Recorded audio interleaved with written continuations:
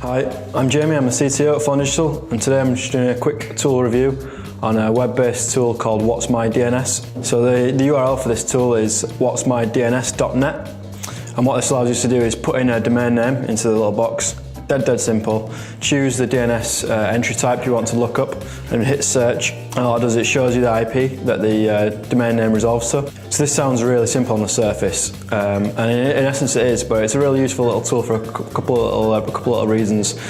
Now I know there's a lot of other really basic tools that are in command line, for example, such as dig and ping, and there's a few other ones as well that you can run in command line on Linux or Mac.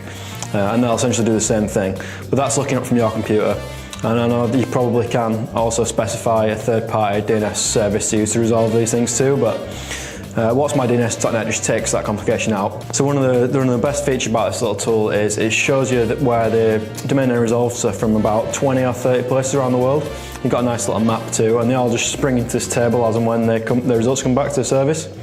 So this is great when you're changing a DNS entry for a domain name and you want to basically see it resolve around the world. So you get certain countries that take a while to resolve depending on your DNS provider. Now, a few years ago this was a bit of a bigger problem because you'd have DNS providers such as GoDaddy and huge ones that are less tech savvy users, and these are typically slow, and everyone's always said 24 to 48 hours for domain names to resolve, whereas nowadays really if you're using a really big DNS provider like Cloudflare or AWS Route 53, these things are pretty much instant, but you still get the case where you have to use these old school providers and they are a bit slower, and sometimes you've got to do these things through a third party, so you might be working with a tech team somewhere else. And then these types of services are really useful to check, see if it's gone through correctly and see if it's gone through all around the world.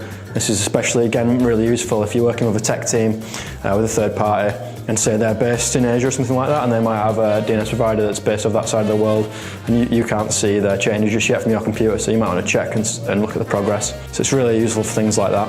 And obviously you can check all the different types of DNS entries, so you can do MX records, A records, CDM records, etc.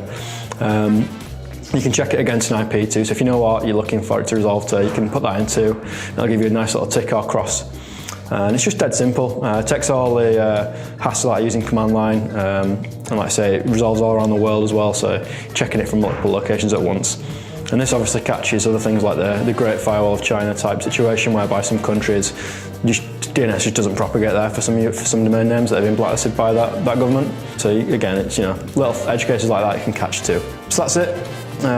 Dead simple little tool, but really useful. I find myself using it pretty much every single week. Dead simple, but a lot of people don't know about these little tools, so it's great to share them with you all, and hopefully you find it useful. So that's it for today. See you next time. Cheers.